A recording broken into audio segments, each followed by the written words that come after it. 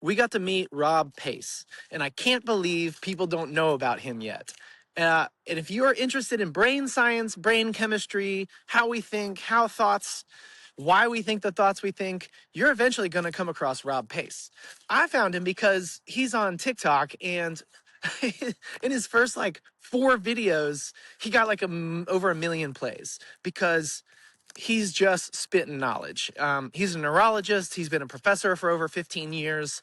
And we got to sit down and talk with him and really just ask him as many questions as we could possibly think about how the brain works. And I took away so many good pointers for how I should operate throughout the day. What do I do with these recurring thoughts, these ruminating thoughts? What sort of steps can I take to be more mindful, be more present? And honestly, Rob's just an incredible guy. He told us afterwards that we were the first podcast he's done. And I am confident that this guy is going to be on Huberman and he's going to be on all the podcasts that are much larger than the Austin and Matt podcast. But I'm grateful that he came onto ours before he blows up. So I hope you really enjoy the conversation. Again, if you like brain stuff, you're going to like this. Oh, and like and subscribe below. If you haven't subscribed yet, please keep doing it. The algorithm is really helping us, and we wouldn't be here without people like you. So thank you for listening. This is the Austin Matt podcast. Well, Rob, you strike me as a guy that's got a lot of energy. I really want to know what your morning routine was like. Morning routine. My morning routine should be more routine because I can tell you what my ideal morning routine or when I feel like I have really good days is wake up, activity, move around, do something, and think about stuff. So have some time to just sort of mentally wake up, process stuff. So whenever I do, I would love to be one of those people that gets up at 4:30, goes to the gym and works out. I've tried many times and it works for like a week and then it stops. So, but I do feel good when I get up and go for a walk, go for a run, do something like that. So just, that's what I got. Rob, your TikToks are unbelievable. I can't believe you did you just start? Because you only have a few thousand subs on TikTok, but your views, you have like millions of views already. Yeah.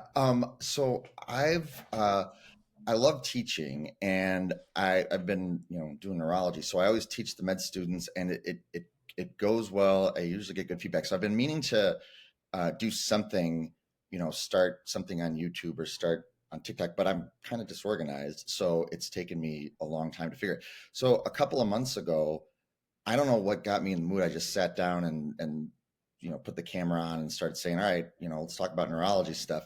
And that got a bunch of views. And I didn't really plan anything or think about anything. So from there, I realized there is endless stuff to talk about with neurology. I mean, it's endlessly, to me, it's endlessly fascinating. So it seems like, now my problem is narrowing things down enough to talk about one topic before I jump onto something else. Because I've said something and then got a lot of great questions. I'm like, okay, we should talk about that. And then I'll start to go off on that tangent. And then all of a sudden I'm like, oh, wow, we're really deep into X, Y, or Z. So it's super fun. I really love it. How long have you been teaching? I finished my residency in like 2012, 2013, something like that. So, so around 2008, 2009, when I became a resident was when I started to really work with a lot of students, a lot of med students. And then it's just something that if you enjoy doing it, you get a lot of opportunities to, because not a lot of physicians really like to. It can take a lot of time out of your day and it can slow you down and whatnot. So I've always liked doing it. So I've had plenty of chances. I feel like teachers are starting to have their moment. Like there's Professor Zhang, if you've seen him, and he's just blowing up out of China, and he's got millions of subs. We talked to a different professor of esoteric knowledge, and it's like getting on YouTube. If you're a good professor, it feels like the world is actually hungry for knowledgeable people that can communicate well. It's crazy. I really feel that I know that, you could go on a rabbit hole of how social media is, and YouTube and those kinds of things. But it is really opening up the world to so many. Everybody has some sort of knowledge that they know more than anyone else on the planet, and everybody has some insight into something that other people don't. It's just finding them. How do you get that to somebody if you're in the middle of Michigan, the middle of Indiana or something? Well, you just get up here and you talk, and it kind of fuels itself, because you start talking about something, people ask questions, and then it just kind of goes from there. It's I think we live in a very, very cool time in history because of stuff like this. Did you experience any stage fright when you first popped on your phone and started recording? Oh yeah. I, I'm I'm I'm a little anxious by nature. And I'm an overthinker, and if I wasn't so, and if I just kind of got up and just started talking, I probably would have had 5,000 videos. But I overthink it. I'll do a video, and then I make the mistake of watching it, because then I'll say, "Ah, man, I should have said it like this, or I should have done that." So yeah, I am prone to that a little bit. it's so interesting because being a professor, it feels like you've been standing in front of people for a long time, and I would think you'd be very. I mean, you're very good at it, and it feels like it might be comfortable. But maybe it feels different staring at your phone versus staring at a crowd. Actually, Well, it's not the doing of it. It's the inertia getting there. It's that, it's like anything else. When you're about to dive off a high dive or something like that, or if you've ever like gone bungee jumping or something like that, the actual act of it, once you've decided, once you've done it, is an easy thing to do. Then you're just doing whatever you do. But the lead into that is where our minds create all of this resistance that we have to sort of overcome. And sometimes that resistance gets pretty high, and that's the only difficult part. It's not actually doing it. this feels a little bit like a paradox. Because in my mind, like the more we know about our brains, it feels like we should have more control over our brains just by studying it. And it sounds, but I don't like. I think that should be true, but I also know that's not really true in some capacity because well, it's just hard, right? Like we said, like you can go to the gym for a week and then you fall off, but we know we Yep. should go to the gym. And Michael Pollan wrote his book How to Change Your Mind, and he went on a bunch of different substances on how to change your mind. And it really is fascinating to me that even as a neurologist, you also can struggle with activating your mind to do something. Isn't that so interesting? Like, why is that? So our minds are they are wild horses. They are incredibly powerful, and the more you sort of move in any direction, the more that becomes. So you've got. I guess I would liken it to somebody who's exercising. If you're never used to exercising, and you're just sitting on a couch all the time, when you start to get up and move, it's a slog. If you do that, you get into it and you start exercising more and more and more, but you can still get to a point where you're doing more advanced stuff, but it still feels to you the same way it did when you were just walking up those stairs after not being someone that's exercised. Even if you're doing crazy lifts and whatever it is that people are doing. So your brain is like that, where you've got moments where there's very simple, concrete information that we're dealing with, and it's relatively easy to manage from a certain point. But once you move up into sort of higher sort of dimensions of thought, then things become exponentially more complicated, which means the complications that you're dealing with now are are bigger. They're more so it's like I think your mind is kind of uh, like a role playing video game where you just get every level, your character gets stronger, but the challenges become harder. Can you help me understand what neurology is exactly? Because I kind of get this image that's between brain doctor and psychologist or psychiatrist somewhere. Yeah, so that's right. So medicine, back in the 1900s, was all this. So 1800s. So there's all the same psychiatrists, physicians, surgeons, they all kind of did one thing, and then it started to branch apart. Neurology and psychiatry were always closely linked. In fact, they're still, when we're board, our board certification is in both of those things, so neurology and psychiatry. But they became very, very different in practice because we don't know a ton about the brain when we compare it to other organ systems. Like we can figure out the workings of the kidney, say, which is complex and fascinating, but we can kind of wrap our heads around it. We know why your kidney does this and why it leads to these outcomes, but your brain leads to these psychological outcomes that are way, way, way, way far removed from what we understand. So there became a split where psychiatry started just dealing with the whole picture and sort of moved towards the psychology part of it. And neurology became the medicine part of this. It's saying, all right, right now you're having a stroke, we give you this thing, it stops your stroke. You're having a seizure, we do this, it stops the seizure. But there's this kind of huge gap in the middle of unknown. And that's kind of where I'm mostly interested as a neurologist. That's where my brain always goes to, because that's the stuff that I've been interested in since I was, able to start thinking. Why were you interested in that, do you think? What was it that got you interested in this? It was weird. It was an awkward. I remember very clearly being thinking about my own thinking and thinking about all the stuff that goes on in my head.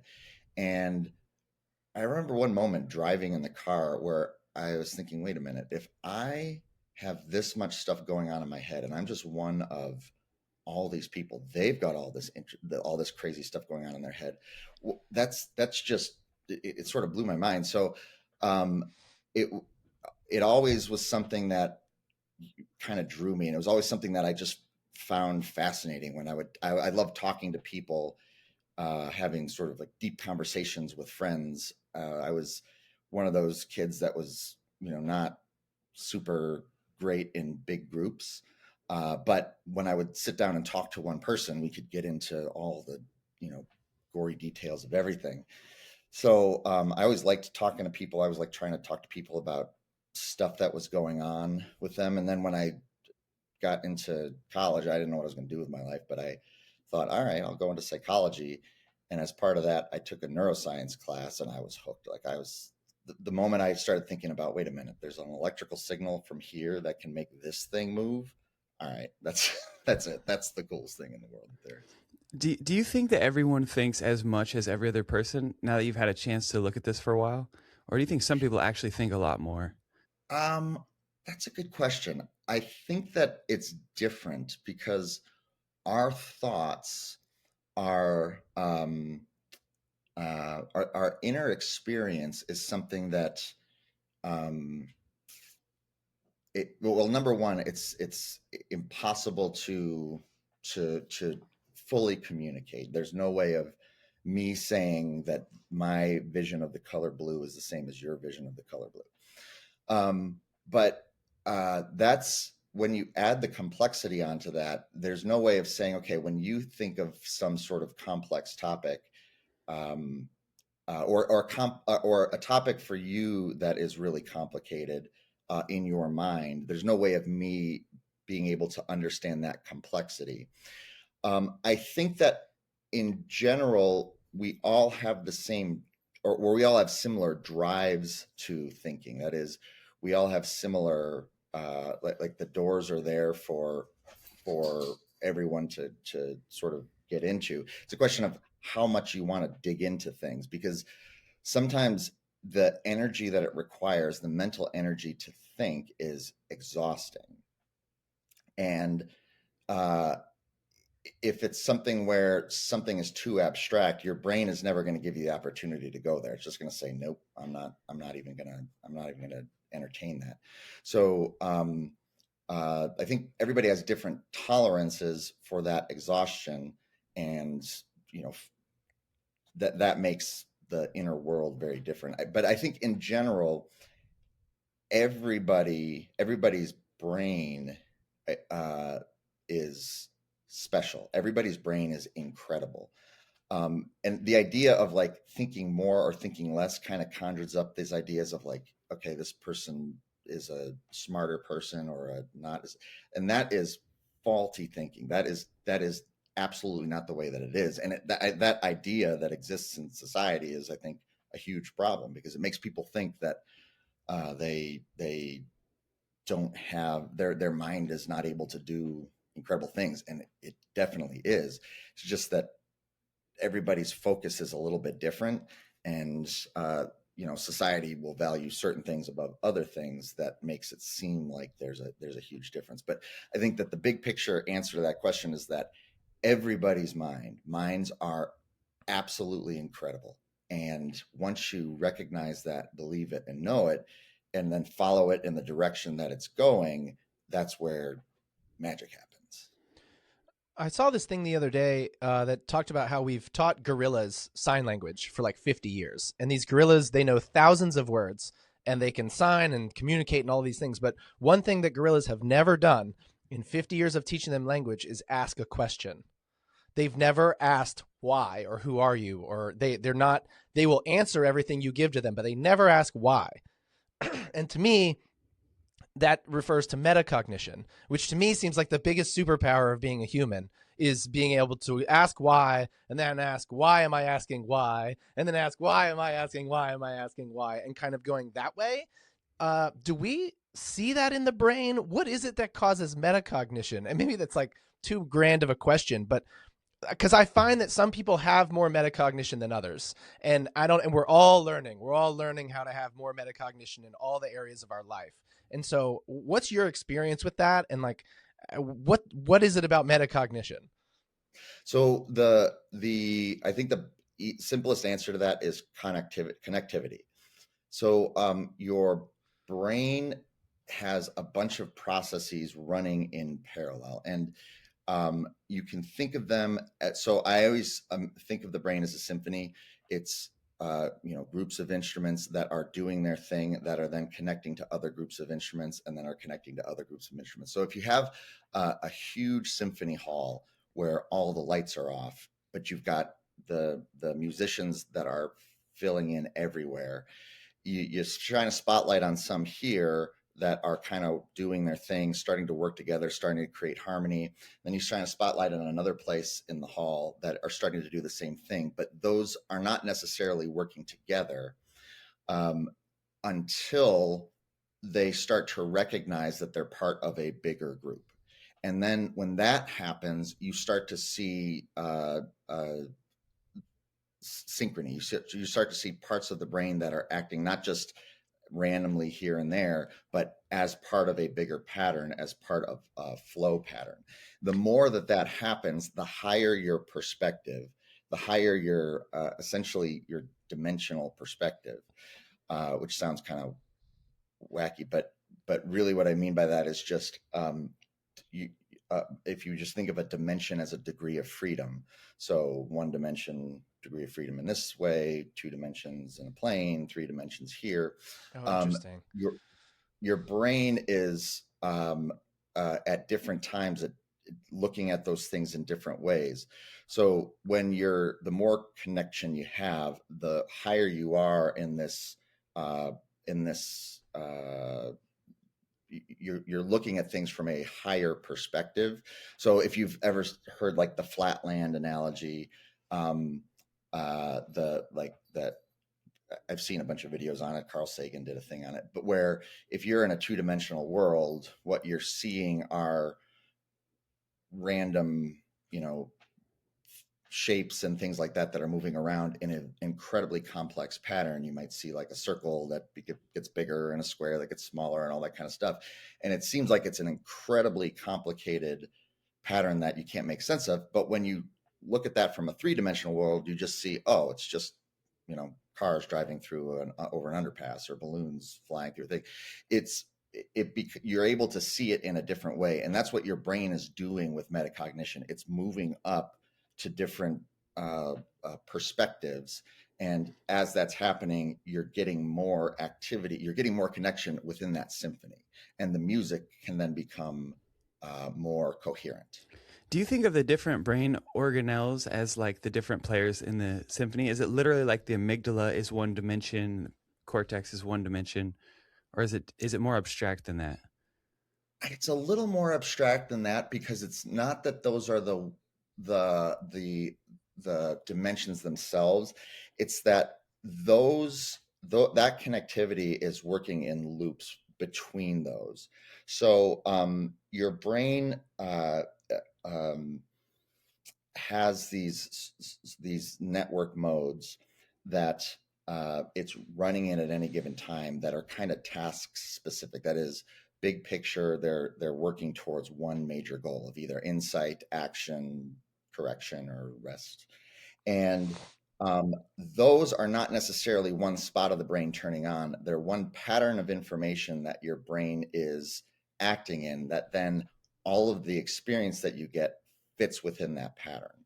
So it's like they're like sort of musical keys, where your brain starts playing in A sharp, and all of the other instruments started sort of following along that pattern, and your brain can switch those modes, but the modes exist as patterns of connectivity between these sort of organelles, between these different brain regions. So does that define a flow state? Like, is a flow state when all of those are kind of in synchrony together and they're spinning really rapidly and kind of just like, is that a flow state? Or am I, yeah, Yep. So coherence. So when coherence. you've got one part of the orchestra that is playing one thing, and another part of the orchestra that's playing another thing, it creates clashing, it creates tension. And we experience that. How we feel when that happens is slowness. We feel time start to get heavy. We start to feel uh, like we're not moving forward, and it takes a ton of energy. Oh, it's like a slog. Not being in coherence is like a slog. Exactly. It is exhausting. And once coherence starts to happen, the more coherence that happens, the more things move, the easier it is, and things become effortless, or at least towards the direction of effortless. So once there's coherence, not just within your brain, but within your body as a whole, that is what a pure flow state is, where everything is the conductors is has all the little subgroups working together, and it's literally something where there's timing that is connected, that works towards whatever goal you're working toward, you're doing. So yes, that's flow. When I was an athlete, I remember dropping into a flow state and just, to your point, it's one of the most incredible feelings ever. You're 3 seconds in front of everybody else. You're seeing everything going. You have perfect, mind body connection of everything. And I don't. I think once you drop into that, if you've ever experienced it, you can kind of chase it. You kind of want to figure out how to get back into it, because it's Yep. one of the most beautiful feelings ever to exist that way. And why don't we exist like that all the time? Like, why wouldn't natural selection get us there? Or why wouldn't, like, if the brain really loves that and I really love that and I want to do that, why can't we just do that all the time?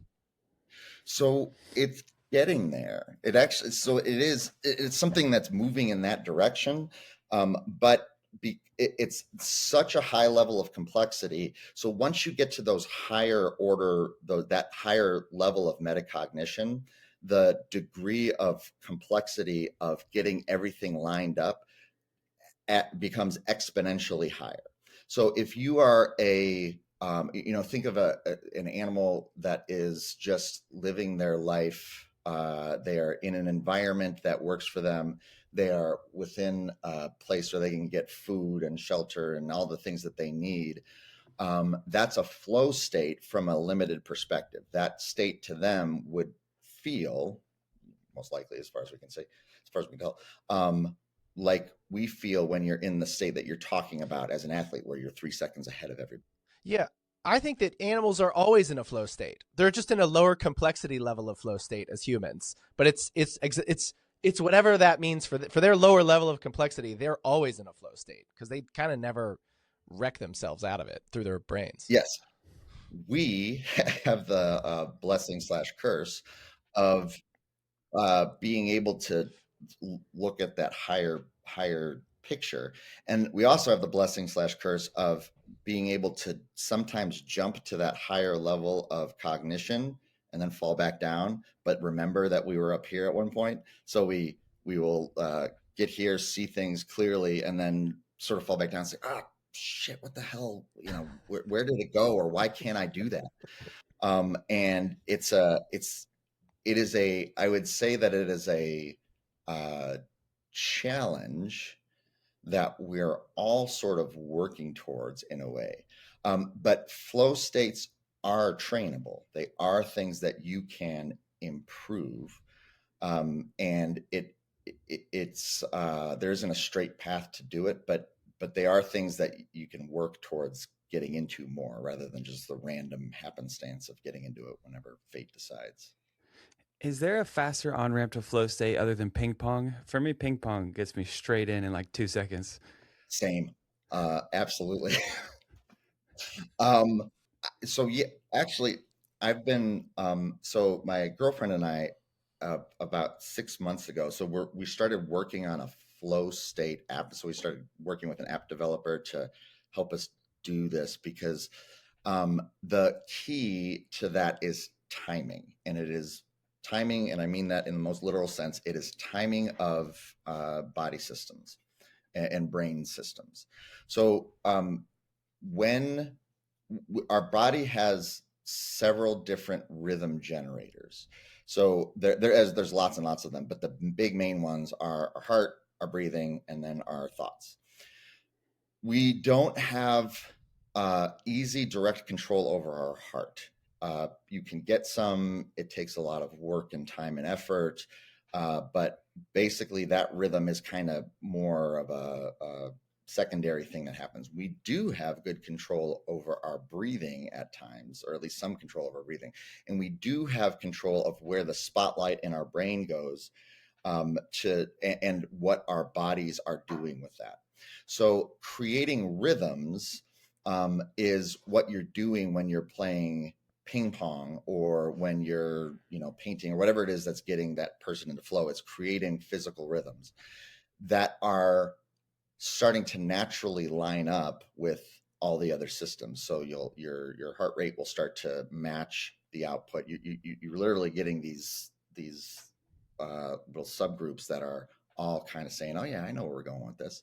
And once that happens, it's a natural attractor state for your brain. It's sort of how your brain will default. Your brain wants to default into that, but there's just so much noise with everything else. There's so much noise from the rest of the world that it's just hard to see that. You can see it for a moment and then something else happens or some thought goes somewhere else and it becomes chaotic. So timing is key, and this is probably at least one of the main reasons that breathing is something that everybody talks about and have talked about for thousands of years, and why it's so important, because it allows us to sort of reset the timing when things are off and get you into a state where things are more rhythmic, and then your brain can start to follow suit and your thoughts and perceptions can start to follow along with it. Are there any substances that help? Yeah. Because a flow state is like the holy grail. I mean, anybody who can figure out how to get a human into a flow state on a repeatable basis in some short amount of timeline. I mean, not just professional athletes, but like software engineers. I mean, who wouldn't? Who wouldn't? If I could take a Red Bull and that just put me in a flow state every time, I would have I'd be drinking Red Bull all the time, right? And so, are there any substances that kind of help? Maybe it's like you said, you got to stop thinking. Like the brain is the one thing that can get into the flow state, but also knock itself out of the flow state. So it's this like complex equation of what that means. But anyway, yeah. What are there any substances that we found that help kind of entrain the brain? Yes. This is where things like psychedelics will help by sort of disrupting these stable patterns that we've created over our life that kind of pull us out of a flow state.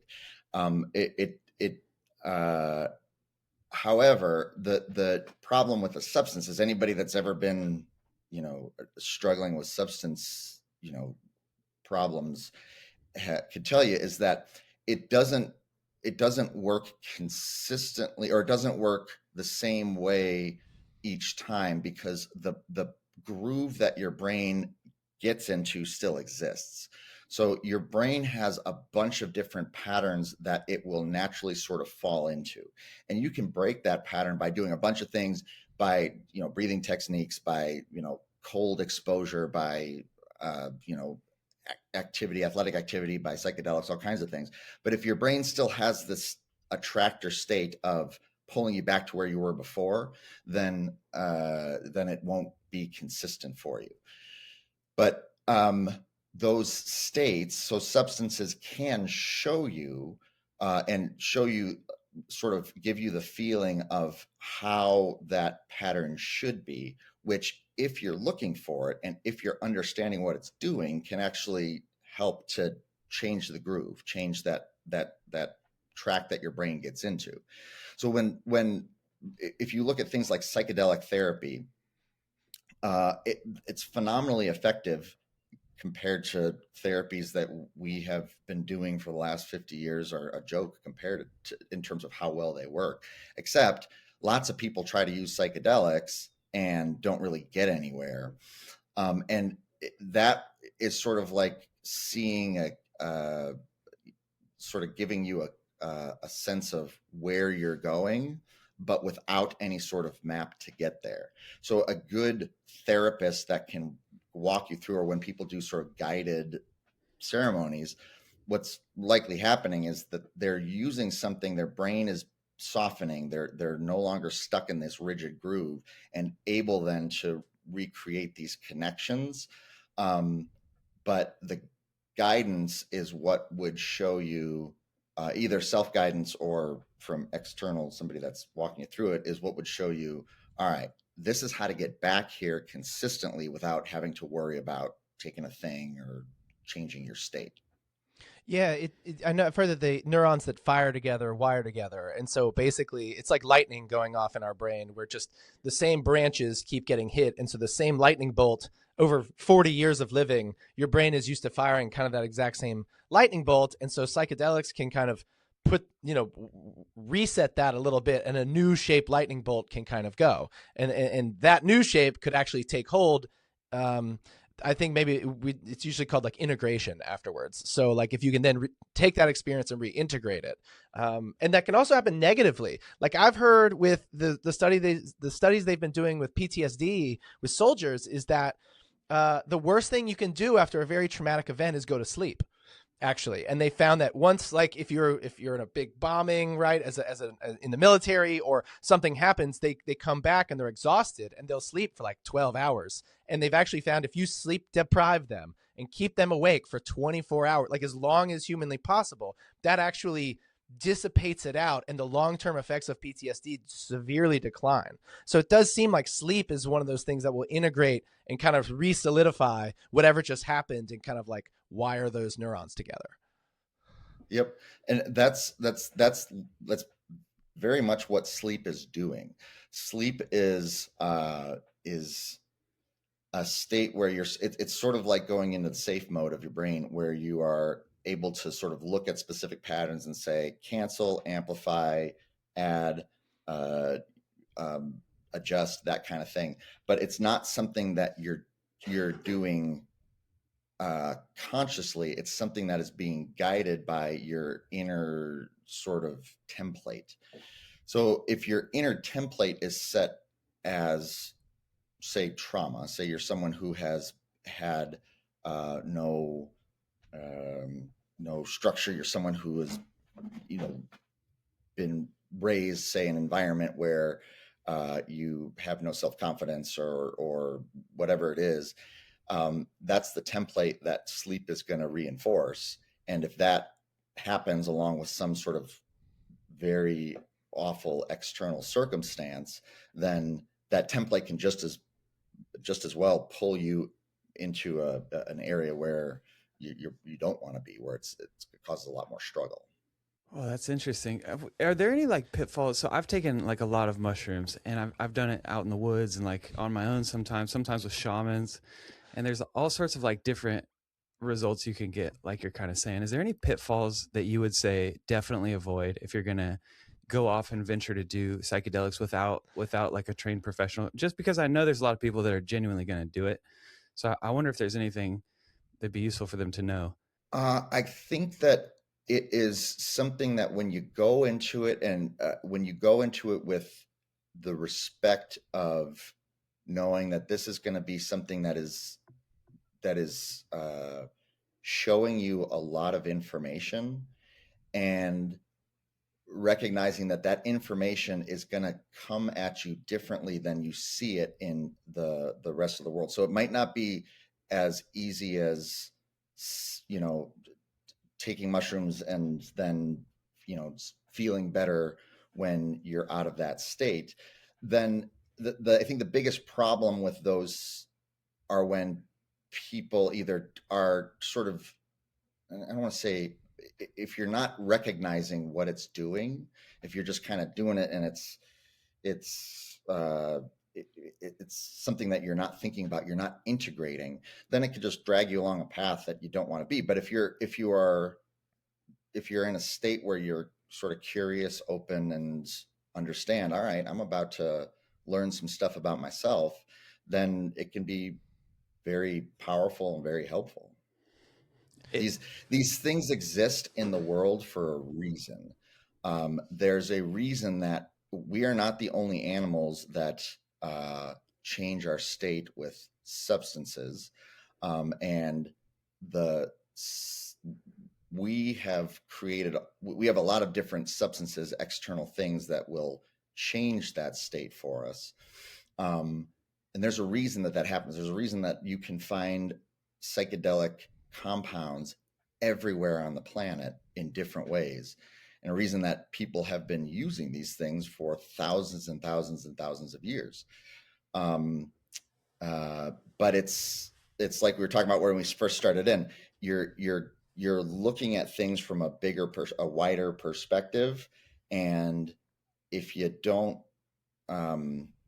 know where where you want that to go, it could potentially make things more complicated for you.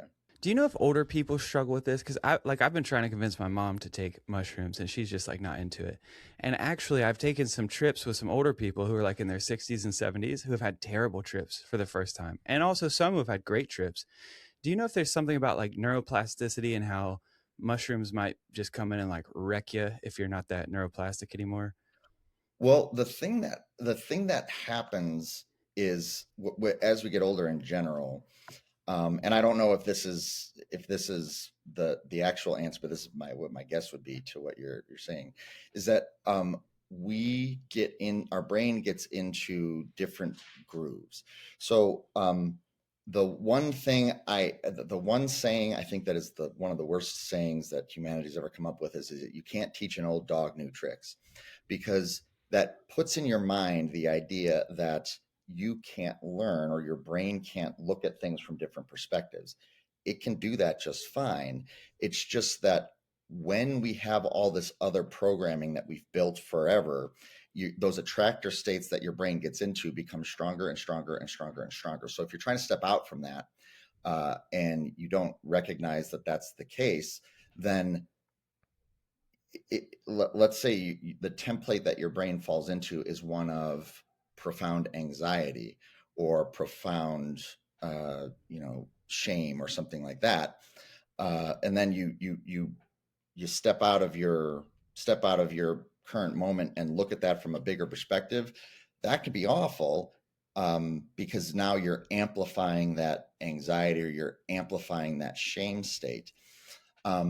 So we have more of a tendency over time to fall into those grooves, but we have our brain is able to learn things forever. That's what your brain does. That's what it's for. It's amazing at that. So I think I did one of the videos at some point on the TikTok about why that old dog new tricks thing doesn't actually hold water, which is that if you think about an example of the example I always used to talk about this is language. You have me try to learn Spanish and it's horrible. And even if I were to move to Mexico City and speak Spanish for the rest of my life, I would still have an accent. I would still not be able to move as fluidly as a native speaker. But you put a 4-year-old in a Spanish speaking or bilingual household, and they'll pick it up quickly without any sort of accent. And so that reinforces to us, oh yeah, that 4-year-old learns much faster than I do or better than I do, which is not the case.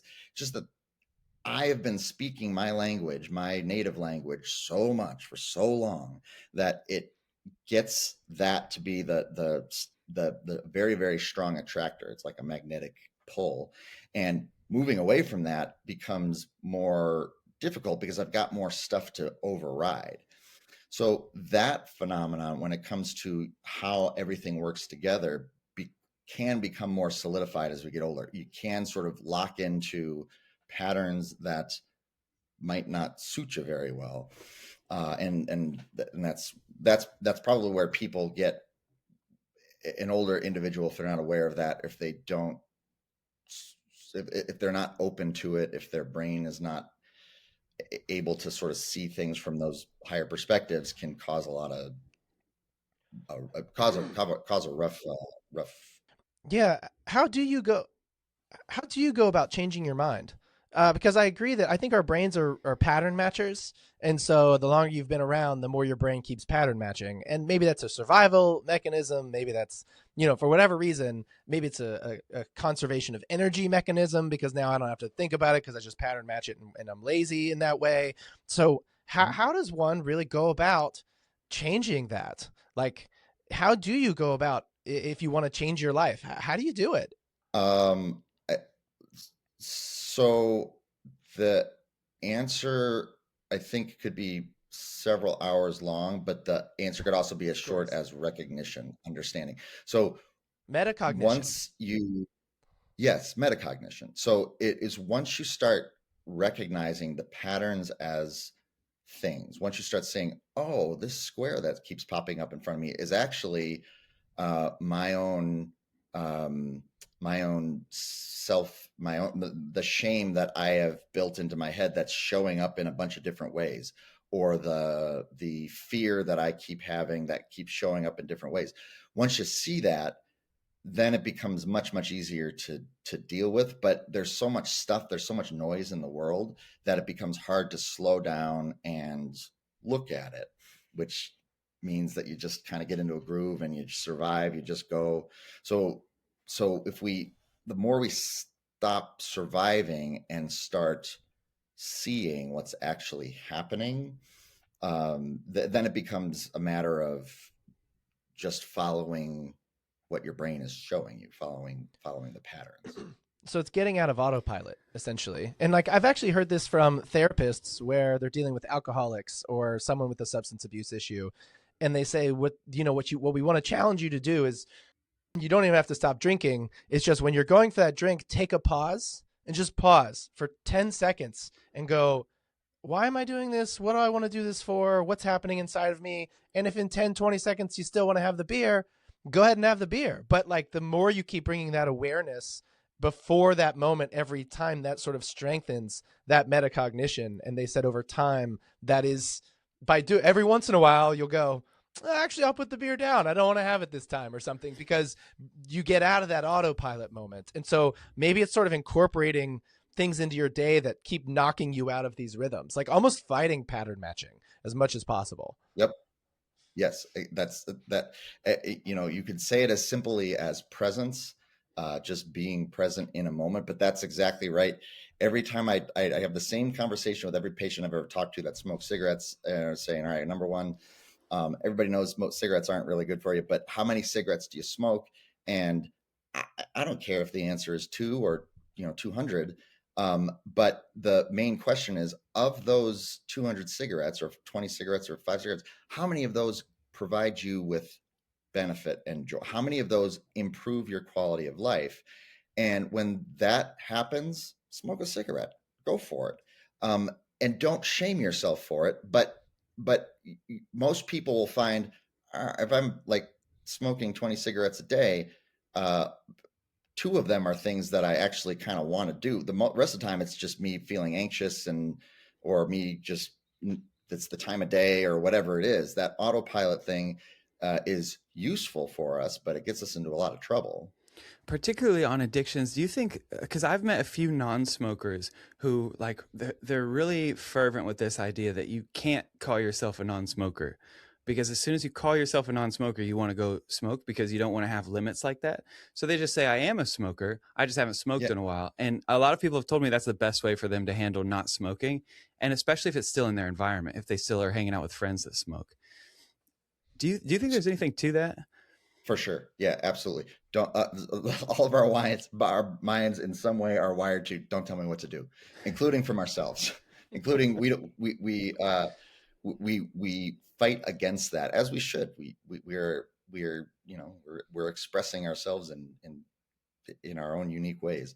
So when that's reframed as, oh no, well, what I want to do is feel the best that I possibly can, and this just kind of makes it harder to do, then it becomes something you says, all right, I want to do it. And then it's easy to do. Once you want to do something, your brain will do it. It's that we get told all the time to do something or not do something, or that you do this and you're good, you do this and you're bad. Anytime that I talk to people that are alcoholics, or the one that I see the most commonly is people that are addicted to opiates. There's nothing wrong with people trying to feel better. There's nothing wrong with that at all. We shame it, and we tell people that they're worse or they're bad for doing it. There's absolutely nothing wrong with that. In fact, it makes a ton of sense that if you find something that makes you feel less resistance internally, that's something that you go back to. The question is, how do you get that to maintain itself consistently? Opiates, for an example, the way that they work in your brain is by shutting off the affective component from the somatic component. Like it means that you can still feel pain. So you're still getting signals that pain is happening. You cut your hand, that sensation will still be there, but you won't care. It won't be something that causes a negative feeling for you.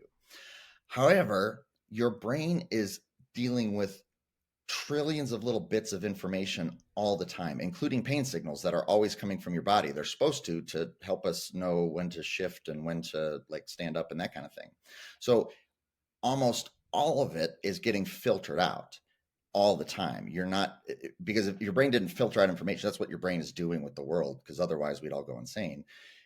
Because our sense organs have the capacity to hear a door closing from 2 miles away. But all that gets blocked out before it ever comes to conscious awareness, except when you're blocking that artificially with something like an opiate, your brain will start to go, wait, where is all that stuff? And it will start to loosen the filter mechanism of that pain.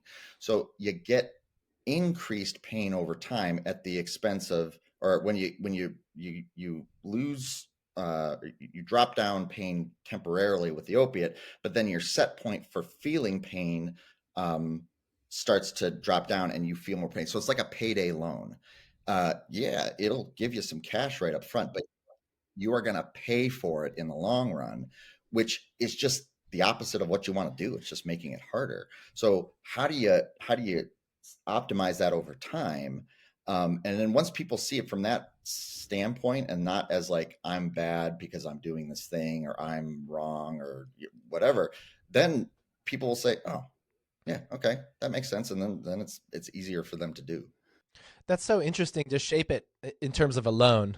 Like doing opiates is just like taking a high interest loan. It's like, don't do it. It's not moral. It's just, hey, you're going to get charged a ton of interest and you're not going to be able to pay that back. Exactly. Yeah, it reminds me of cocaine, where they say like you're using tomorrow's happiness today, and if you run a bunch of lines of cocaine, you know exactly what it means because you just feel terrible the next day. It's like you feel the same, but except for you don't want to be alive, basically. It Yeah, which is terrible. It's a terrible way to be, honestly. But and speaking of substances, though, one of the substances that's probably, especially in Michigan, is really coming into debate is marijuana. And I think a lot of people are using this argument of like, well, it helps me stop ruminating. And I know that you've talked a lot about network modes and how you have like insight leads to action, action to correction, and correction sort of rest and rest. Hopefully, you get the insight again while you're resting. And I know you can get stuck in rumination sometimes. I think that's more on the insight phase. Do you have any thoughts of like if marijuana can be helpful, or if maybe people are giving themselves a little too much leeway with that particular substance? So it can be pretty helpful. It's something that is sort of a state. Uh, it is a it's sort of a pattern disruptor. So it's something where when people are getting into a rumination phase, or any, particularly with the rumination phase, it's able to kind of shut that down and allow things to start to flow a little bit more freely. So I I I used to sort of think of this as a, well, I would used to see people that say, well, marijuana cures all that's the key to everything, is use marijuana, and that's not true. But I used to think of that as a, well, that's just somebody that is trying to justify what they're doing.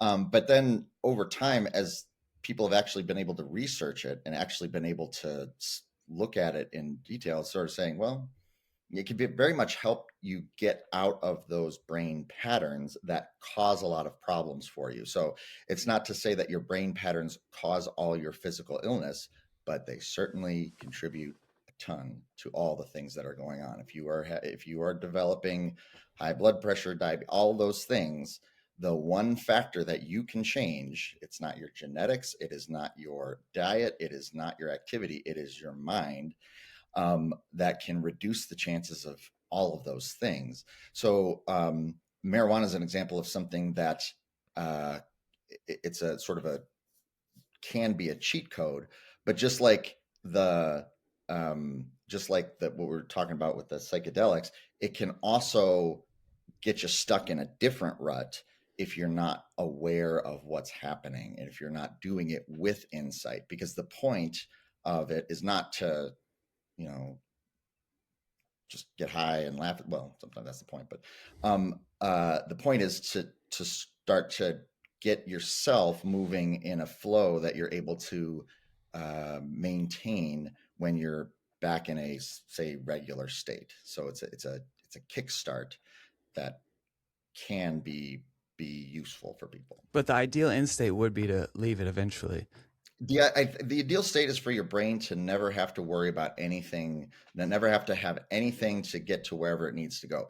Your brain is a chemical factory, it's an electrochemical factory, and the states that it's in are not unique to any substance at all. They're not unique to, the exercise high or the high people get from a substance. It's just that it's hard to do that naturally because you're trying to fit you're trying to thread a needle out of, in a sea of information that your brain is always presenting to you. So it can be a difficult thing to do without having some sort of guidance. Where do you think the line is? Because it does seem like, I'm seeing all these brain supplements come out, and it seems like your diet and what you eat can affect your brain. And what's the difference between that and a substance like mushrooms or weed, where, just like I got to take fish oil or something on some sort of regular cadence, maybe there is an argument to be made to have weed or mushrooms or something on some sort of regular cadence. What can we do from a dietary perspective or ingesting things perspective to kind of optimize the brain? Because like you said, let's get the brain to a point where it can kind of do all this on its own.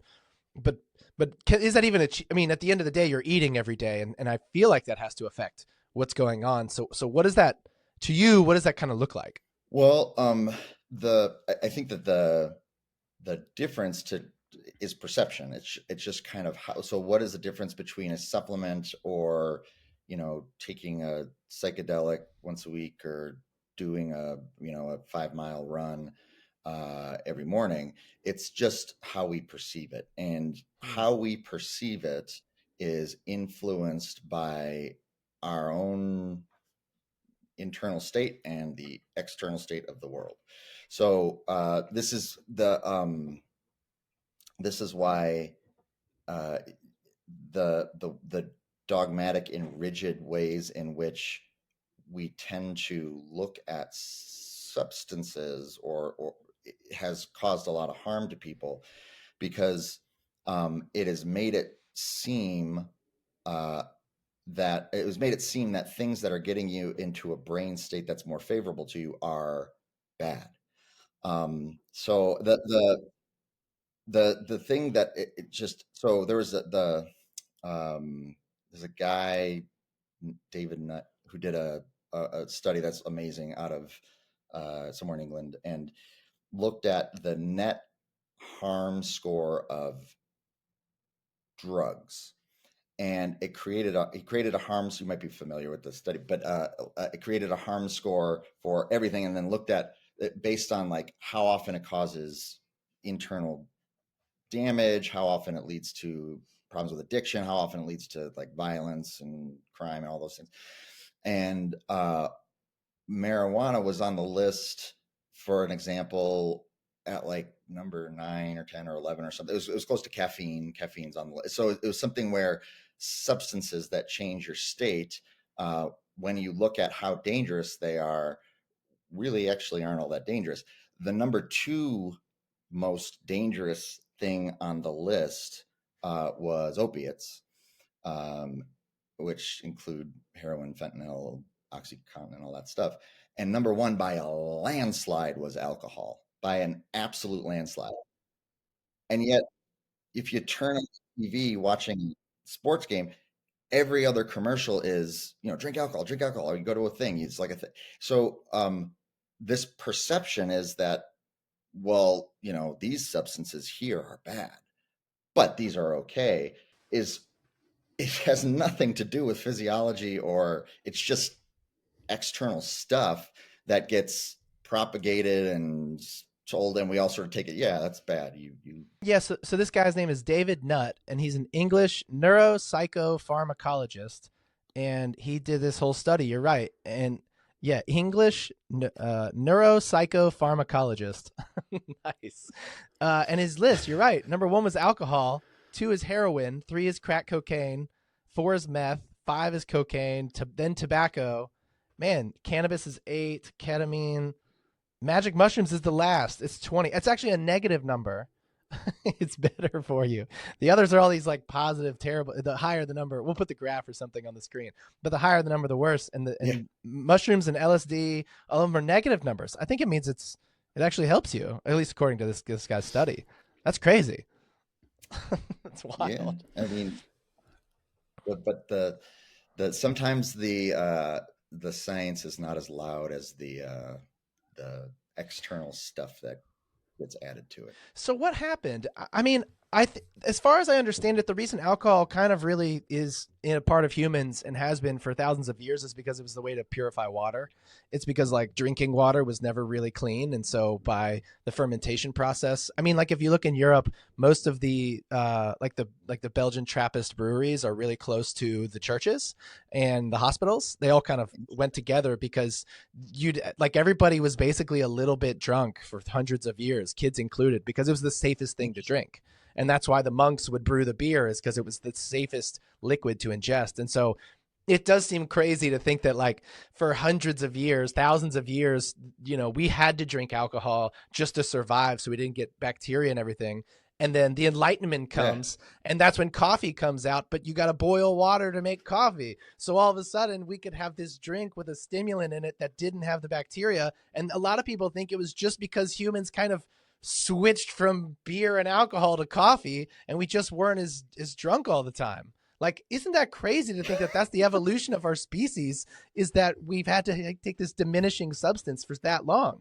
But you're right. If alcohol came out today, it would never be approved by the FDA, and like it would never come out. Everybody's like, yeah, let's do this. But for some reason, it's like permanently inside of our culture, in all cultures. Well, yeah, the thing that I think is underlying all that is that that people might not want to admit, but there is a very, very, very strong drive for us to change our state, and a very, very Totally. strong drive for us to try to get more flexibility within our mind. And it's something that there's a lot of, there's a lot of emotion that comes up around it. It's bad, it's good, it's all these other things. But we've been doing this, we've been trying to do this in different ways forever, and it gets to be something that is so ubiquitous. That's cool. I never heard about the purifying water thing, but it makes a ton of sense. Seems like in the modern day, you're supposed to like drink coffee in your 20s to kind of have that drive and go like help fix the world. And then in your 30s, you're probably supposed to settle down and have kids, at which point you probably need marijuana because you're dealing with these little monsters all day. And then once they get older, then you go totally clean because now you need to be a good example. That's kind of how I see it. Actually, you're a guy with kids, right? Yeah. How do you think about their childhood development? Like, especially where your mind spends most of its time? Well, I think that I don't know. We'll see how they end up turning out. To know if TBD. the way I think about things. That's such an honest answer, man. But that's fair. I think that the most important thing that kids can do is be themselves as much as possible, whatever that means. To just try to be themselves. And I think that our generation, like, that was not the goal. The goal was, be productive or be polite or be, be accepted. And that meant doing this, that, or the other thing. It meant, fitting into a box, and that just doesn't work. It doesn't work for our mental health. It works for production. It works for making things happen, but it doesn't work for flow. It doesn't work for confidence. It doesn't work for long-term happiness as well as it could. So I'm obsessively always trying to think about, all right, I know that they're saying this, and I know it makes me mad because it goes against something that I'm thinking, but I'm going to try not to react to it, and I'm going to try to figure out how to reframe it so that it works for them. But I don't know how to. What do you think about corporal punishment? What do you think about spankings? I mean, I think I don't think it's something that's really helpful. I think that the idea of it makes sense, which is to say, all right, that you have a swift, easy, direct thing. You do this happens to you, and now you don't do this thing anymore. Except we don't have a great sense of what they're doing when they're doing this, and we don't have a great sense of what that means for them in the bigger picture. So automatic, strong, hardwired lessons don't really make a ton of sense. So I've never been someone that goes to any sort of corporal, not because I think it's wrong or bad, just because I don't think it's going to help them in the long run. The stronger seeds are planted, especially with kids, because I can look at my own life and look at things that have caused me a ton of struggle and said, oh, that was planted by this seed from this thing. I don't want to do that.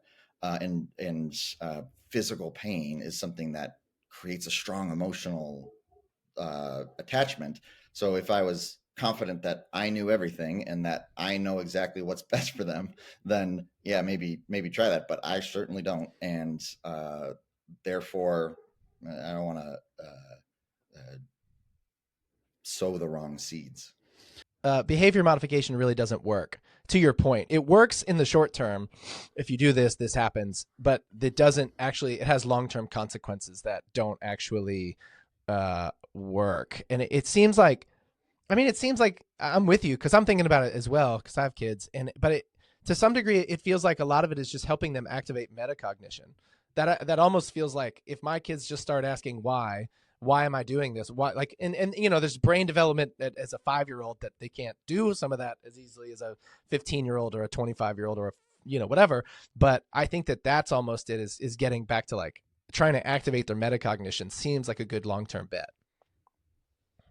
Absolutely. That's a perfect way of describing it, which is this, like, we have over time and, trial and error, the benefit of a bigger view. And our job is, as a, when you're parenting a kid, is to try to get them as functional as possible, get them to be able to handle any situation. And the best way of doing that, the thing that has helped the most for me is is being able to see things from a different perspective and say, oh, okay, this thing right now isn't actually the terrible thing that my brain is making it, or this thing is worth committing to and doing over and over again. So yeah, that's a great way of putting it. So it's probably similar with this like phenomenon of throwing people in jail cells on this planet. Do you think that imprisoning probably also is not a good corrective behavior? Well, yeah, there are many things with that are flawed. Not the least of which is that the way we focus the justice system is something that is backwards and politically motivated and not not aligned with Like true the reform. true reform. But yeah, the punishment in general is something that I think that we get the idea that we get, fear of things that makes you emotional, and that then says, oh, you got to do this, eye for an eye, do this kind of thing. Except we don't know the outcomes of these things. And yes, if somebody is murdering people and, doing all kinds of things that are harming other people, yeah, you got to do something to Stop fix it. that. Yeah. But just putting people away for doing, not being shown a good path or not understanding their own mind, which is what it comes down to a lot, is not helping anybody. It's just getting rid of a problem, or it's just hiding a problem instead of finding a solution. So It's like how they're teaching kids in detention and correction facilities to meditate. And they're just bringing in someone. So maybe they're in there because of problems. And they found like these meditative sessions are just having the hugest outcome on helping these kids actually change as opposed to like physically punitive measures. Um, you said something in one of your TikToks that I was fascinated by. I wanted to ask you about. I think you said that learning when you learn something, it's the same as like remembering something. Does that ring a bell, or like how it triggers the same thing yeah, neurologically? I wanted to ask about that again. And can you explain that? yes. So this one, this one sounds um, controversial in the sense that, because people have been saying this for thousands of years. It's not something that is new. That, you're remembering information. You're sort of coming back home. You're you're um, You're tapping into the universal knowledge. Yeah. yes. So that, but it makes perfect sense when your brain is not a generator, when it's a receiver. So when your brain is not generating consciousness, which is the way that we just sort of naturally think, or at least the way that we've been sort of programmed to think or whatever, then learning new things makes sense. It makes sense that there's some information that is unknown and we piece it together. But if your brain is receiving consciousness, which there's evidence to show that your brain is acting as a receiver. There's no doubt about that. The question is, what's it receiving? Is it receiving signals in general that you're generating, or is it receiving signals from, some space person or God or anything? So, So, and that's, you know, that's what I firmly believe, that is, you know, there is a, whatever you want to call it, some sort of thing that is there, that is, that we are tapping into rather than forging some new path. But learning information. So, have you ever, you ever, if you look back at things, if you had this phenomenon happen to you where you find something really interesting, but you don't know why? So, uh, like, you think about something that you learned, or some conversation you had when you were 16 years old, or some sort of thing that happened that you don't really understand at the moment, but it sticks with you. You remember it. You think about it from time to time. But then later on, you can think of that and say, "Oh shit, that was something that was showing me that this thing that now I'm starting to understand fits. It sort of makes sense." I always think of it like a puzzle piece. Like like I was given a puzzle piece a long time ago, and I didn't know what it does, but like it's still there. And then in the future, one day you're like, oh my gosh, click, that puzzle piece that I had a long time ago goes right here where I need it now. Yes, yes. So the the reason that this makes more sense is because your brain falls into stable attractors. That is randomness. Um, uh, so if you take a system and you generate something randomly, so if you take our minds and you just sort of randomly generate things, you don't come up with infinite variety. You come up with specific attractors. So this is probably what Carl Jung was alluding to when he talked about archetypes, which is that it's not that people will fall into any personality that you can imagine. There are specific things that people will gravitate towards and move to. And that is something that physics is starting to figure out is, oh, well, that's just how energy works. That's how energy actually sort of condenses. So if your brain is moving towards stable attractors, it means that there has to be a stable attractor there to begin with for you to move towards, which is why you can sort of justify the concept of you're actually remembering something, which is that your brain is getting into a pattern that already exists. And we know it already exists because it happens over and over and over and over again. It looks different, but it is the same pattern that you see. And so that's we're talking about eigen patterns. That's the stable recurring pattern that your brain will interpret in different situations. So because those patterns exist, and because our brains will consistently fall into them, there's uh, historical, anthropological explanation for that's what we're doing. We're not creating our consciousness out of our mind. We're not creating information. We're actually coming back to the information in a way. Because our brain is composed of these like fractal eigen patterns that we're finding our way back to. So they sort of already existed because we're made of the same stuff the universe is made of. Is that kind of the idea? Yeah, yes, essentially that if we were creating every thought, then all of our thoughts they wouldn't necessarily fall into patterns, and they don't necessarily fall into patterns. It's not saying that you can only think in this specific way, but because there is such this strong pull for your brain to work in certain directions, and that's depending on what field you're looking at, that manifests in different ways. So if you're thinking about like Jungian archetypes, there are specific ones that keep happening. If you're thinking about chemicals, um, there are specific attractor states that lead to chemistry happening because of the way that molecules, or because of the way that atoms will interact with each other. They lead to very specific categories of matter that is able to exist. So because those grooves sort of exist, because those attractors are there, um, it, it it shows us that we're not creating them. We're not making them up. They're ways that we're sort of finding. That's interesting.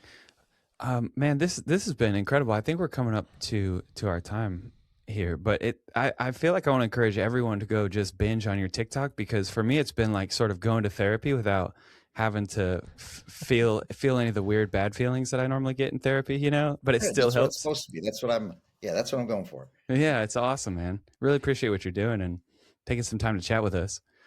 Do you have a goal for how often you're trying to post? More often than I do. I recorded, and this is where I get into that, like, I just think too much about it. So we recorded a couple of things. My girlfriend and I recorded a few, because I had been talking about the modes recently, and the network modes. And so I felt like, okay, I got to further explain these. I got to further this. And in my head, I say, all right, I got to finish with modes before I start talking about the next thing. But then my brain will kind of go to, oh, but I really want to talk about this. There's a few of them that I'm really itching to do, but I was like, okay, I can't do them until we get the mode things out. And that is more a function of having the time to do it. Cause just having time for your brain to think about stuff is the prerequisite for anything that is creative. So I think the answer is more frequently, or more frequently than I do. But I think that hopefully once I get into a better flow, once I know what I'm doing, because I don't know, I just turn the phone on and hit the button.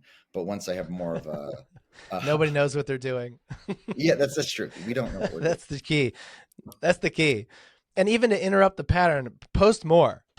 I love every time you post. I watch all of them. I don't think you're going to make a mistake. And I think that the more you do it, it's like that study they did where half the students had to make a piece of pottery and they could only make one the whole semester. And the other half had to make 100 pieces for the whole semester. And the guys who made 100, their 100th piece was better than the guys who made one piece and tried to perfect it the entire semester. So they tried to figure out what would make the best masterpiece, right? And you could either focus on one thing and do it and do it for 4 months, or you just repetition, bang, bang, bang, bang, bang, new one. And they found that the ones who just did repetition, the 100th piece was better than the other half of the class that just did one and worked on it the entire semester. So if I can interrupt your pattern at all, it would be please post more. That's exactly what I need to hear. It's obviously working and everybody's responding to it. Well, yeah. Thank you. I love doing it. It's a lot of fun. And the internet's memory is so short. Like, even if you're not going to bat 1,000, right? And so like you just keep putting them out, but you just put the next one out and the old one's gone. Like, it's like, just keep going. And so anyways, I've really appreciated your content, Rob, and thanks for doing it. I'm glad we got to have this conversation. Oh, my pleasure. Thanks for having me. This is great. I love talking about this stuff.